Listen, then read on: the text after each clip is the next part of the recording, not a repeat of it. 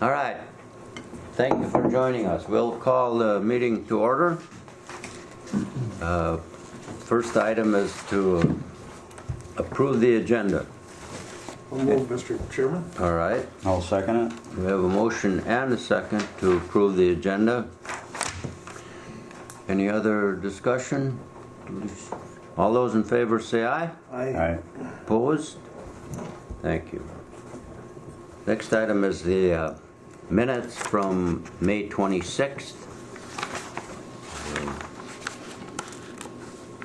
Any additions, corrections, deletions?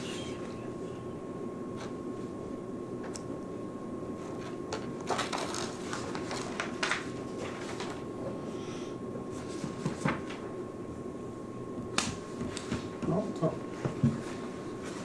I'll allow for a motion. All right. We have a motion to approve the minutes from May 26th. I'll second it.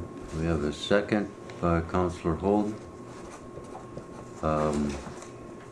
Any further discussion? All those in favor say aye. Aye. Opposed? Thank you. Next item is the treasurer's report from our newly appointed treasurer, Councillor Holden. I came in and reviewed the bills for KEDA and also the cold weather testing. We'll take KEDA first. You can see in review and down through the total of the bills was $24,402.49. You need time to review it a little more, but I make the motion to authorize payment on the Cooch Economic Development bills. I went through all of them and signed off where I had to, and All right. so I make the motion. Treasurer Holden has moved the Cushing Economic Development Authority that we pay the bills and acknowledge the report. Keeps us out of prison. Yeah. Right. I'll second it. Okay, second.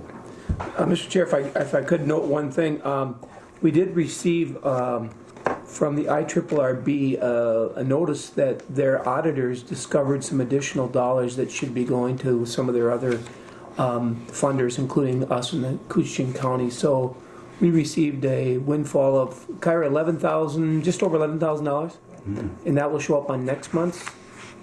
But we did, which was a nice surprise. Nice surprise. Yeah, I think the good. county got 23 or right in that neighborhood. So that's what. Thank God for auditors. I guess. Usually it's the other way. And I just would note too it if you look at on page 3, their budget versus actual, that we are under budget at this time in terms of overall expenses, especially. But yeah, so we're tracking nicely. All right. Okay, and then moving on with the cold weather testing. We have to vote. Oh yeah, we have on to that. vote. I forgot So, about that. Got the any other comments? All those in favor say aye. Aye. Opposed? Thank you. You can continue, Okay. Treasurer. KEDA cold weather testing. We had 24,000 current monthly transfer to KEDA. I reviewed all those and signed off on what needed to be signed off on. It looks good. So it's I make a motion to authorize monthly transfer 24,000 CWT to KEDA. All right. And the payment of invoices. Do we have any invoices? Bill's here, yeah. Yeah. Yeah, they're all been, I've been initialed all the Sure. invoices and the checks. All right. So I made a motion to authorize that. All right. So we have a motion from our treasurer to pay the invoices for cold weather testing and to acknowledge the treasurer's report. Right. Do we have a second? Second. We have a second from Citizen Hanson. Any further discussion, comments, questions? All those in favor say aye. All right. Opposed? Thank you. You're welcome. The next item is... Mr. Chair, before we move on, I should have jumped in and Yeah. had discussion. I just wanted to once again thank Councillor Holden for helping out in that role as treasurer, but also to note we're going to start on the budget process next month, and we're kind of getting to a point where Kyra and I have been talking through this as we're looking into the future here a little bit, that especially with repayments to the cold box loan, that we're going to be in a position next year. We are going to we're going to have to look to the city and the county for some sort of support, financial support for 2023. It's just the reality of where we're going to be at given our current situation, and again with those repayments, that it's caught up with us over time, and just in terms of how we're funded. So I'm just bringing that to the attention now that we're going to be looking at that for next year, 2023. 23. What that's going to look like, we don't know yet, but we'll work through that process. All right.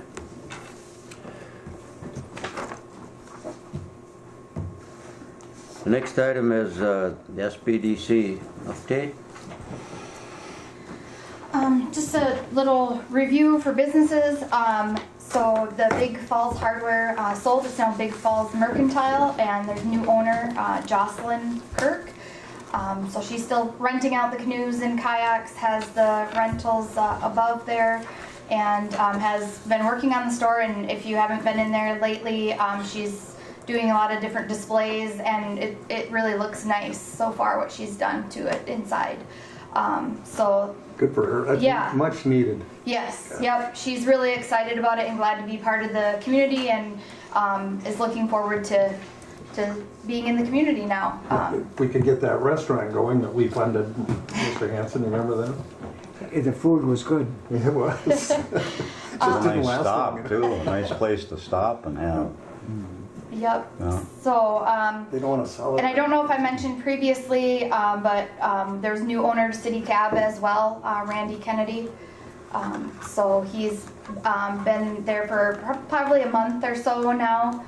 So he said it's been very busy and learning a lot and getting, feet on the ground. And so I think he's working on updating and, kind of doing some things too with that. So that'll be good.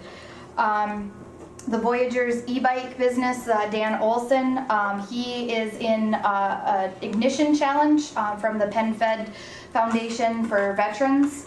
And so he's getting people's votes for the community to be in the top at least 5. So there's, I think, about 15 finalists. So thank you to Jonathan Price and the Border. We did an interview, and he was on the air this morning. And so we're just asking the community for votes to get him, and they win grant funding and business support through this challenge specifically for veterans. So that's great news there. Joanne, Yeah. how many bikes does he have, and where do you get them, just for everybody's? So you can rent them at Cantilever, and then across from the Voyagers National Park headquarters that's where his trailer is at for the bikes. And I think he has about 10 to 12 bikes right now. Last year they rented them out at the Rainy Lake RV, but due to the flooding they couldn't rent them out there this year. But next year hopefully we'll have that site back up and going again, and then he's looking to, with this funding, to do some expansion, maybe offer services in like cab or other places. So I haven't ridden them. You have, though. You said Yeah. they're a lot of fun. they're fun and they're pretty fast. I was surprised. And you'd think that teenagers are, well, get them on one of those bikes and they'll have fun. So, Almost Rainy used to be Almost Lindy's. Brett Eidman, he's been out there. He's just added pizzas to his menu, so he's got a bunch of different pizzas. So I encourage you to go out there and try those. Minnesota Outlaw Customs, that's in Big Falls too. Heidi Watson. They have been doing a lot of, they call it mantiques. So they're antiques, but they kind of refurbish them and make them into different things. So like lights or just different, things for basically like your man cave, I guess. Where are they located? They're in Big Falls. Oh, okay. Yep, she has they have a shop where they do custom car work, and then they do the mantique things, but then she does screen printing and embroidery as well there. So lots going on in Big Falls, starting to get a good start. A lot of things going on there. That RV park has really put some punch into them now. Yes. I've heard from so many people who've gone there with their RVs and how much they enjoyed it. So. Yeah, it's a really nice park Yeah. that they did there. Tara's Wharf is looking for an ice cream shop manager. So if anybody knows of anybody. I went this past month. I went to the ConCon meeting and talked a little bit about businesses and what services that I can offer to the businesses in the area, and different programs that are available for funding if people are looking at businesses. And then I went to Brainerd also. We have our annual knowledge exchange program with the SBDC, and all the consultants regionally go there, and it's a day of different workshops and things like that. And we get an update about SBDC and all of that. So that was good. Went to that, and then also planning a visit to the Togo Correctional Facility. I believe later this month. I'm talking to the guy about that. We may do a couple sessions since we do have funding specifically for doing outreach for these types of things. So we're kind of planning on what we're going to do for that. I want to do a session with non-traditional lenders. And hopefully we're going to get that on the calendar, along with a marketing session we're going to do later this fall with our expert marketing lady that we have for the SBDC. She's also expert marketer for the Entrepreneur Fund. She does both. She's really good. She used to work with Duluth PAC and did all the marketing for them. So I'm going to have her come up and do a workshop with people that are interested in doing that. Maybe you can explain what non-traditional lenders. So versus not the bank lending, it would be like the Entrepreneur Fund, the Northland Foundation, ARDC does some funding, Northspan I believe does some. They're different groups that kind of are outside the box of bank lending. And it's like information about those. Yep, yeah. So it would just be informational. So if basically to get people who are interested, like, okay, I maybe thought about starting a business, but I don't know how to go about doing it, or maybe my credit score isn't perfect, or what does that all entail? We would kind of do an informational session about all that, and people could learn different things about how to start a business. We can obviously help you, and then here are some different options, so you don't have to have everything exactly perfect to start your business. And if I could, most of these funders were originally designed as gap funders, especially like ARDC, as we know that program. But Entrepreneur Fund has actually really become aggressive and has taken a lead where they will take on, when the banks deny somebody, they will actually take a more aggressive approach and a more risk approach to fund some of these up to a certain dollar amount. But it's interesting to see how, especially given the current economic climate in the region, how they have become really emerged as a primary player, as is the Northland Foundation and ARDC. But absent those groups, I think a lot of these businesses and programs that are starting up, especially, would not be able to move forward No, yeah. So it's the Entrepreneur Fund has been doing a lot in our community, and has been really aggressive and willing to work with a lot of new entrepreneurs or younger entrepreneurs, that type of thing. So that's been really really great for us and for the community. Again, we're continuing to wait on deed and the Northland Foundation for the Main Street grant program, which Paul's going to talk about in his report a little bit more. And then we are going to have a booth at the Little Fork Fair next week. So we'll have information there, and people can learn about that. So be sure to stop by there. And I think that's all that I have for right now. It's been a busy month, but that's good. Yes, that's very good. Any questions of Joanne? Thank you, Joanne. Thank you. Thank you. It's good to hear the report, and it's Yes. good, and it's good to be busy. Yes, lots of good things going on. Yeah, that's great. All right. Director Nevenin? Thank you, Mr. Chair. And yes, as Joanne noted, she's been very busy and across the whole county, which is another good thing. She's getting out there and helping folks, not just here, but throughout the county. And it has been fairly quiet this month. I don't know if it's a function of the flood to some extent. The COVID is still come back. In fact, I had tested positive a couple weeks back, and it's back. So it's still an issue that is working its way through the county here. And I think Cooch is still ranked as a high incident county in the state. So we're seeing that, and then just maybe summer, but. Joanne's been very busy, which is really good to see. So, but there are a few things that continue to work on. One is with this Felix's Onesimus Management Group. I just call it OMG now. It's a lot easier to say. They've continued to work on their site plan here at the multimodal for a logistics warehouse project, and he's coming at it with a whole number of different directions, including reaching out to CN. Reaching out to customers, potential customers, and some customers have approached us about FTZ. I've turned them over to him. So they're looking at this holistically, about approaching this project, but the focus is still on a 60,000 square foot warehouse office. They have developed some 3D animation to help visually look at what it's going to look like. Do we have that, Kyra? Can you pull that up? I don't. Well, maybe, yeah, at the end of the meeting, we'll pull that. Yeah, we'll get it.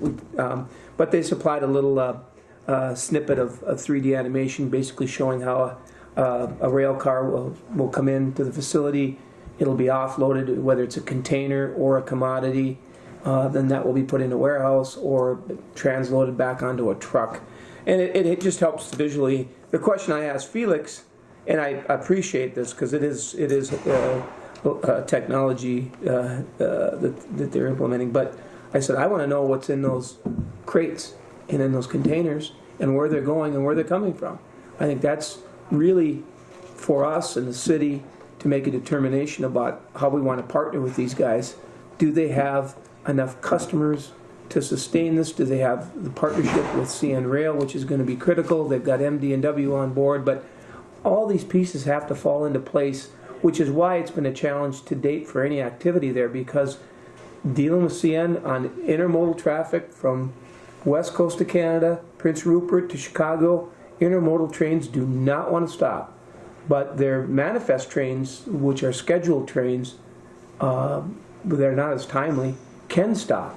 And so we're hoping that's the focus now, is to pull containers off of those or shipments off of those trains. So they continue to work on that, and they're working on funders. In fact, tomorrow they have some funders that want to come and visit the site here in International Falls at the multimodal. These folks are from India, which again, we've talked about this in the past. This is we're living in a global marketplace now, and India is a country of a population of 1 billion people, very aggressive on the global stage in terms of trade. And so they are going to have a couple of representatives here, and I would like to invite the Keda board tomorrow, and this just came up last week, that they're going to be here tomorrow at 11 a.m. We're going to do an introduction and greeting here, and then go look at the site and continue discussion. So the good news is they're attracting, another piece of good news is they're attracting investors, which is always the challenge for us here too, is finding funds for facilities. But also they will bring customers as well, which is another part of a partnership here. So I'm excited about that. I'm a little nervous on short notice putting together something, and I know everybody's busy, but we can talk further. And what time did you say, 11? Well, we're planning on 11 o'clock tomorrow to do an introduction and welcome, and then we're going to bring them to the site, show them around a bit, and give them a good flavor of what the area has to offer, what the site has to offer, and then meeting some of the people here on the ground. So, as Joanne mentioned, the Deed Main Street grant, we're a little bit frustrated in that they still have not told us, meaning Cooch, how much of that $4.28 million is going to be awarded to the county. We've got businesses that have been waiting very patiently, that have put together estimates, have reached out to contractors, basically are ready to go, given our short construction season. And as I've mentioned in the past, this is really gonna, I think, leverage more investment in the area, and it's gonna come at it's gonna be timely given COVID, given the Canadian borders closure, that businesses are gonna find an opportunity to reinvest in their storefronts. So, and I forgot about Highway 53 reconstruction for some of these businesses. So yeah, we're waiting, and we reached out to Representative Eklund and just said, hey, can you talk to the commissioner? Can you reach out to Northland? Can you kind of move this along a little bit on our behalf? And he's done that, but we're still waiting. So as soon as we hear, we're going to let those businesses know, and hopefully invite them to a public meeting where we can discuss some of the details, along with folks from Northland Foundation and Minnesota Power, who wants to participate because they've got some programs for energy conservation as well, and they're excited about that. So the Cooch Housing Collaborative, Wednesday the 15th, 1:30, Senator Tina Smith's Housing Outreach Director Ben Elgin came here with Pete Makowski, a good friend of ours, to host a housing forum with some local housing stakeholders. And it was part of a larger listening tour in the region, talking with communities about housing. And housing is an issue everywhere, in the state, in the region, locally. And so it was an opportunity for us to talk about locally some of the key issues that are driving some of the discussion around housing. It's finance, it's senior housing. It's all of the things that we've been talking about, but it was a great opportunity to kind of, enumerate some of those issues locally, and then have some of those local folks talking about the impacts that housing shortages are having on our communities. And then just finally, Cobblestone and American. Cobblestone had a soft open last Friday, the Friday previous, I should say, the 17th. And so they are open. They're having a grand opening in July 20th, and they're going to send out some invites. And they're thankful for all the folks that helped them make that happen. American as well is planning on a mid-July opening. You drive by, you see both of them doing the final touches and landscaping, but it's exciting to, after all this time, to see them open up and offer additional amenities to our area. So with that, I would happily answer any questions. I drove by, and they had at Cobblestone and quite a few cars in the parking lot. So, yeah. And how have they been doing with getting help or getting staff? So far, so good. Yeah, they both realized that was going to be a challenge, but right now they were doing training, and they said their staffing is going to be okay for the moment, but they always could use additional help. One of the things too is Boise or PCA had scheduled their outage earlier, and so they were hoping to be open by then, so they really pushed to get open, and then they pushed it back with flooding to August, so gives everybody a chance to get up and going. But also with the National Guard and some of the, they were looking for additional hotel rooms, and so unfortunately they couldn't satisfy that. But it just goes to show when the tourism season comes, and then these additional people are on the ground, there is a shortage even of hotel rooms. So, Any questions of Director Nevenin? All right. Citizen Hanson, you would like to. Well, thank you, Mr. Chair. First of all, thank you for attending the last meeting in Birchdale. I did have, there were some of my neighbors there, and they highly appreciated it. I guess this is an aside, and I just noticed this a few minutes ago, and for historical reference, Mr. Chair, if we could show that the minutes, in the minutes that the meeting was held in Birchdale. I noticed that also after. Yes. Yes. I also, the last time I was in Northome, they presented me, but us, the Northland Progressive, which is their economic development arm there, with a 2022 Keda membership. And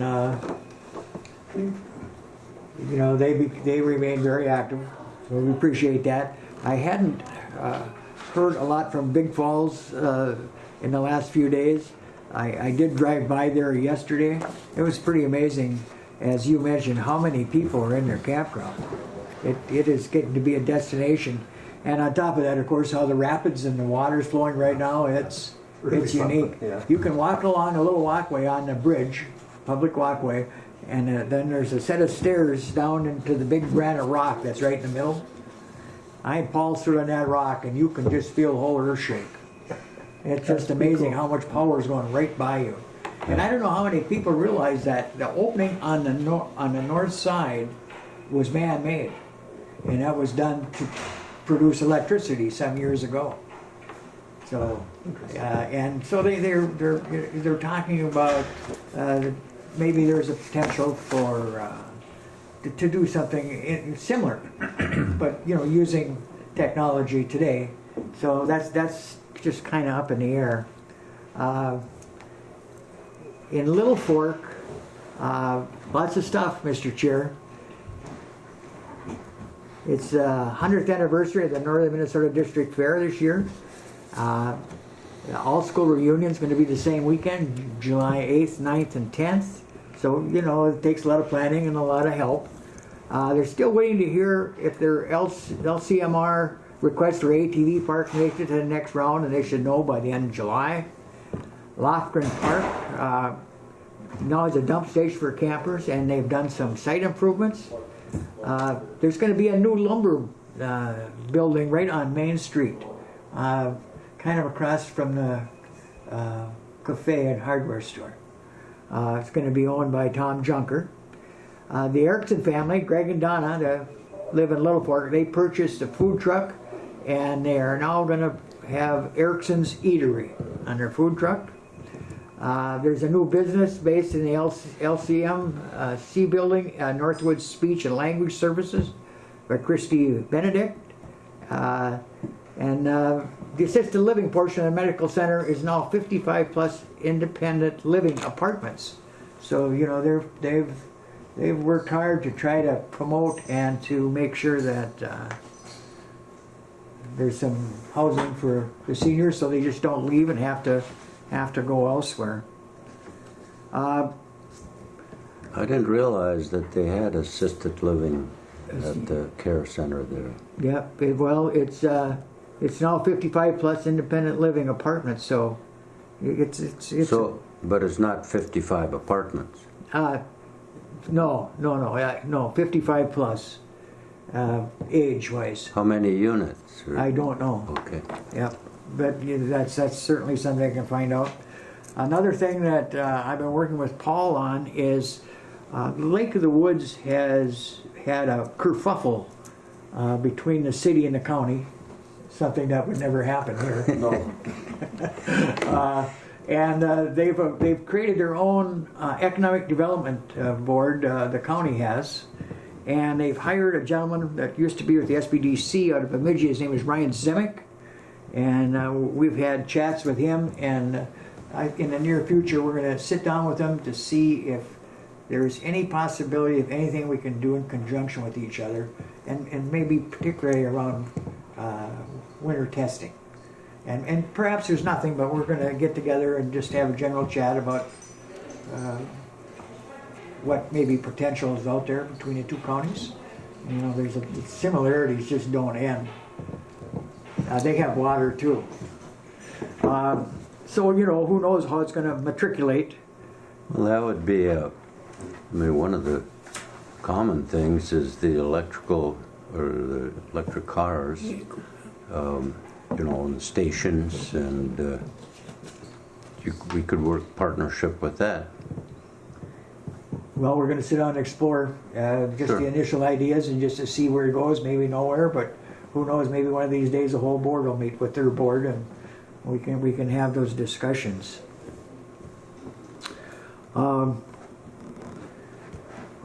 What else, Mr. Chair?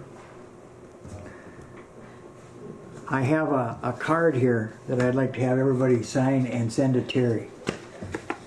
I didn't put the address or anything on there, but it's thinking of you, and I just thought maybe it couldn't hurt if we do that. And Sure. I'll put the first one down there. He'd appreciate that. And ladies, if you'd sign it too. And this is for Terry. Yeah, Terry Murray. Yes. How is he doing? I haven't. I've just contacted him via mail, so I don't know. Okay. I had a question. I had written a question about how he's doing. Do you have any information? Yeah, I do. I was at a NKSD North Cooch Sewer District meeting, and we visited a little bit about Terry Murray, and he hasn't been able to chair now our meeting. He's chairman of the North Cooch Sewer District. So Don Billing, is it? He's vice chairman. He's been chairing the meetings. But it was brought up about Terry that he's back home. I don't know how to word it right. He's got some medical issues. Sure. And so what that's going to be in the future, I don't know, and how, whether he can continue in whatever position, it'll be up to him. But there is some medical problems that he's dealing with, and it's Yeah. that's about all I say. But he is home. He is home. That's what I was told. Is he in his home? I believe he is. Yeah, that's the way it sounded. He's home. Okay. So. All right. Anything else?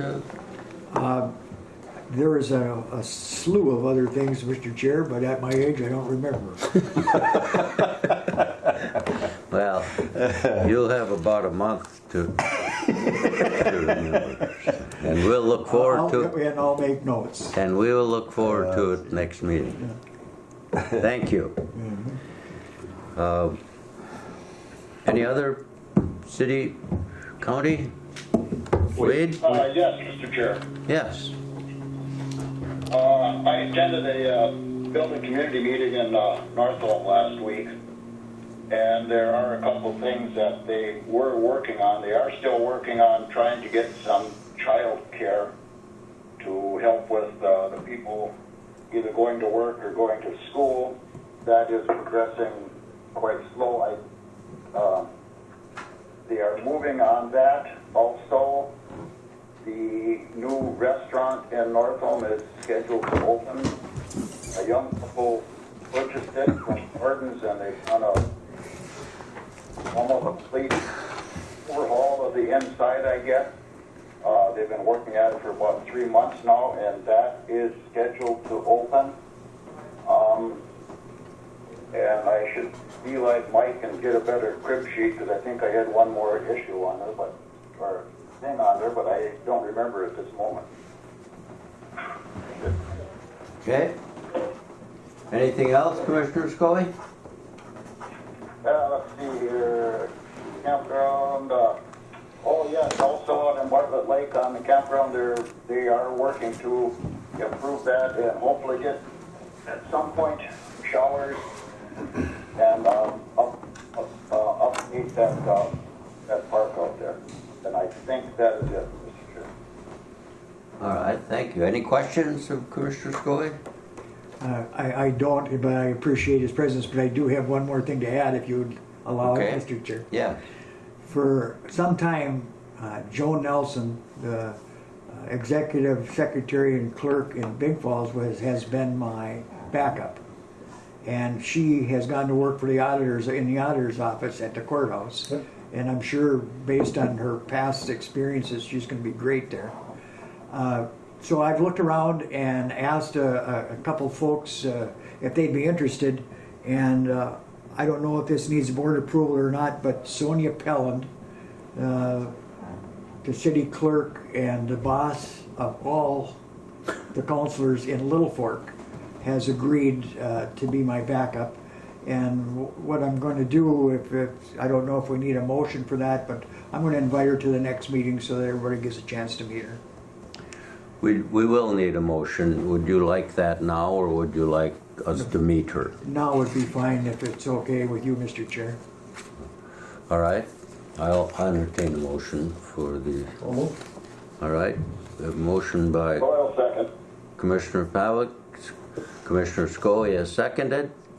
Any further discussion? All those in favor of authorizing Sonia Pelland as Mike Hansen's alternate, please say aye. Hi. Opposed? Very good. Thank you. Thank you. Yeah, she's good. Mr. Chairman, was this part of the city too? You wanted a report from what? Yes, certainly. Okay. Yep. We recently had our annual audit on the city of International Falls, and it went good, so we're in solid shape. No one's in prison, right? No one's in prison. It went through great, and we're looking good. Who did the audit? Good question. I don't know the name. I just know that it went good in our meeting, and everything Okay. looks good. So All right. we are in the process. Some of the stuff that's going on is we found out that the water treatment plant's getting old. It's built in 1989. We were told that Boise was getting out of the water treatment business and that we'd need to have our own water treatment plant. We did that. Well, now we've got 30 years under our belt, and that stuff's all old. And so we're right in the process of, we passed an engineering study and how we can get grant money for water, fixing the facility up to standards. It's producing great water. In fact, some of the best water in the United States. They've won awards and everything, but the stuff's getting old. And so we're looking at doing a remodeling job through the whole thing in the inside and getting it up to where it'd be good. And so the biggest thing is a study. It's going to take several millions of dollars to get it fixed up. And it's through grant money and stuff, we're looking at where our money's going to come from to pay for that. The other thing we have, even though our audit's good and everything, we're looking at the taxing district thing for ambulance, and the forum committee, county, Rainier, Falls, whoever's involved in that, and to try to come up with a good way of running ambulance system and stuff. So that's high on the list. For me it is. Economic development's always been high on my list. That's another high priority. And so between here and I Falls, EDA, I'm looking at trying to figure out a way to everything's going good. We're busy and everything, but I want to see it even get better. So. And that's my report. All right, thank you. Yeah. Any other comments, additions? Yes. Mr. Chair, if I could just, oh, go ahead, Wayne. What it is, about 2 months ago, I got a phone call from Berger, and they were questioning about how to set up to possibly get employees out there. And I worked with them and got the Northzone paper, the Little Fork paper, National Falls paper. I think Cadet was in there, and they sent out all this information. And to show you the way things are right now, no one wants the job. So they have held off on doing anything now. The last time I talked to them was a couple weeks ago, and they're going to try to set up for next spring and start with hopefully a job fair. But like I said, it's been 3 weeks since I've talked to them now. But anyhow, they had no one looking for a job at that time. Who was that? I didn't- Berger, the Pete people? Oh, Yeah, Okay. Canadian. Yeah. Thank you, Wayne. We've been working with them for what, 30 years? yeah. Mike and I were just little kids. All right. Actually, it was kind of an odd thing because we were just kind of heading out there to look at the site, and I was coming back when they called, and I said, well, that's kind of a coincidence, and I thought maybe things would go together, but obviously it did not work out this year. Okay. Thank you. Director Nevenin. Oh, Mr. Chair, I just I was noticing some of the communication between Rainier and the county and the city. I know what Mayor Wagner was talking about, the flood situation and as you know, that watershed has to go through the Rainier Rapids there. That if there's somehow that it can be at least explored whether if they do put in a new rail bridge for CN, if there's a way to use that as a timing to maybe alleviate some of that pinch point at the rapids there. I don't know where that goes. I don't know if there's going to be some joint discussion about hiring a firm or what's. That's what we're pushing for. And what it is the debris from when they built the bridge and the dam originally.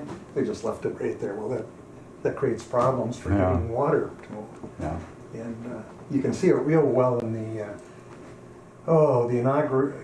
inauguration of that route. They had that steam engine and We've got the picture in our office, but the dam hadn't been done yet, so you can see all the debris there. And so it'll be easy for them to. We think when you look at something like that, is that too big an issue for them to take on? We'd like to get that debris out of there and get that water moving, so we're not flooding as often as we have been. So we'll see what happens. they can expand that opening, you're thinking?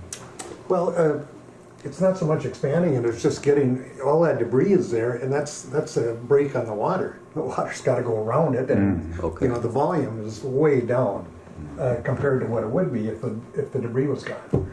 So, now having said that, the other issue is how much can they take at the falls dam there too. So we'd have to work part and part and see if we could do something.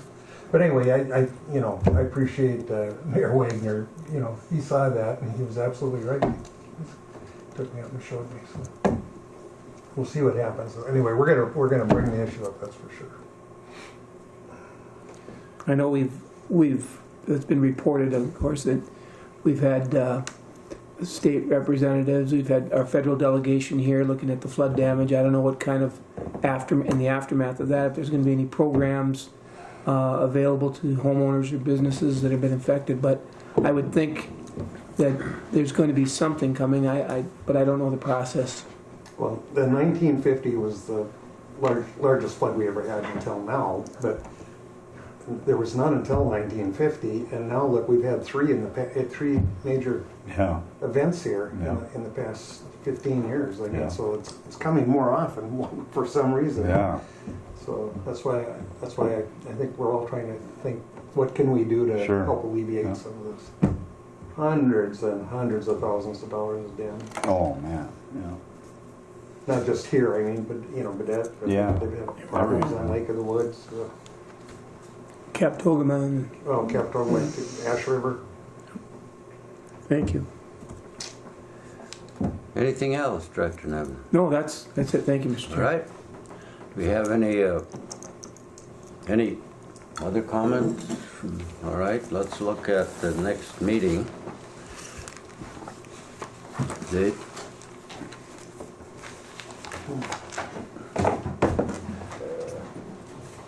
It would be, I believe, July 25th, if it were on the same fourth Monday. How does that look for people? Sounds good. All right, July 25th, 10 o'clock, Okay. at this Report. conference room.